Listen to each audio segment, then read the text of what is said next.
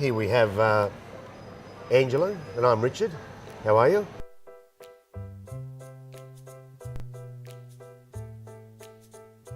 I mean, look, there's 50 of us, if not more, between all the uncles and aunties and cousins, and everyone's together. I mean, everyone's in good spirits, and you know, food is much a part of our lives, and something that which we all enjoy together.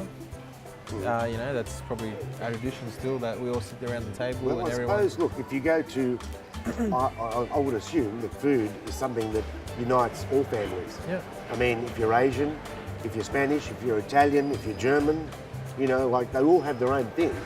And that's what, you know, brings everybody home at the end of the day, you know? I mean, it's just not, you know, like we go home because we like to see our family, but we go home because we like to see the food too. So, like, when her mum throws something for Christmas, the best. All right, so traditionally the Panettone, which is the fruitcake, actually originated in Milan. And that was, I mean, the name itself is pane, which means bread, and Tone, which was Tony, which was the guy who actually created the cake. He was a baker, and yeah, they put the two together. It was pane di Tony, which was bread of Tony, and that's how that sort of originated, but back in Milan. So that one there's got, you know, sultanas, candied orange peel and lemon peel, and it's just a really nice moist cake made out of butter.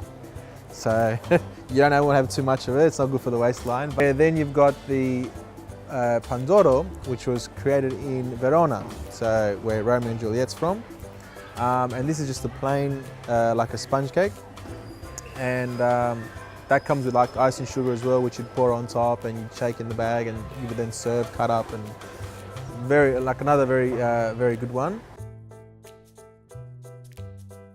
You know, Christmas morning, and we have panettone with either prosecco or, I mean, that's more traditional. Otherwise, you know, the French champagne we'll have as well. You know, bottle of Moe or anything, I guess.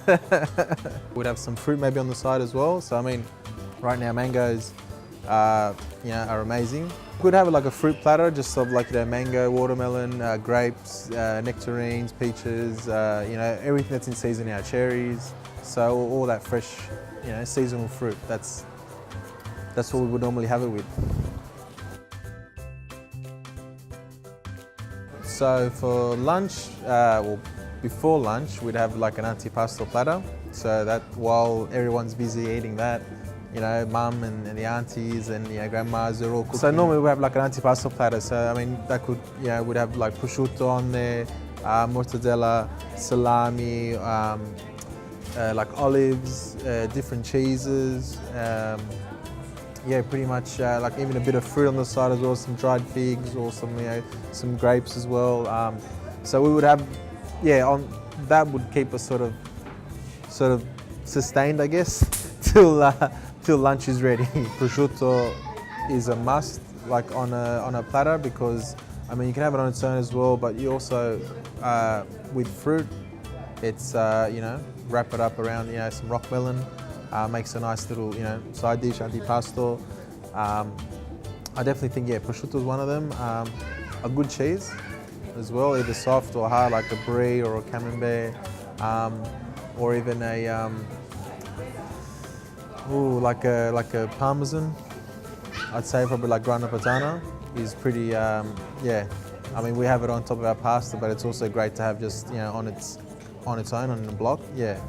You know, it comes to imagination as well. What do you like to see on the plate? How do you like to have it presented as well? It all comes down to you.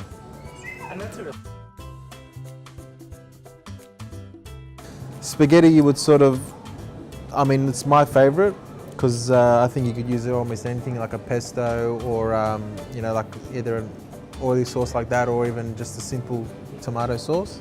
Pappardelle you probably use like for a like a sugo, which is a lot thicker, or a ragu. And like a gnocchi, you'd probably do, again, you could do a pesto, like these shorter pastas. You could do like a meat sort of a meat-based sauce, like ragu again. But yeah, again, Something richer, yeah, but it all depends on what what you prefer. Because traditionally we could have anything, but it comes down to the individual again of what they would like. As long as you incorporate love into your dish, it's all that matters. Thanks for stopping by. I'm Angelo from the Village Grocer here in Balgowlah, Stockland. So have a Merry Christmas and Happy New Year, and come check us out whenever you can. See ya.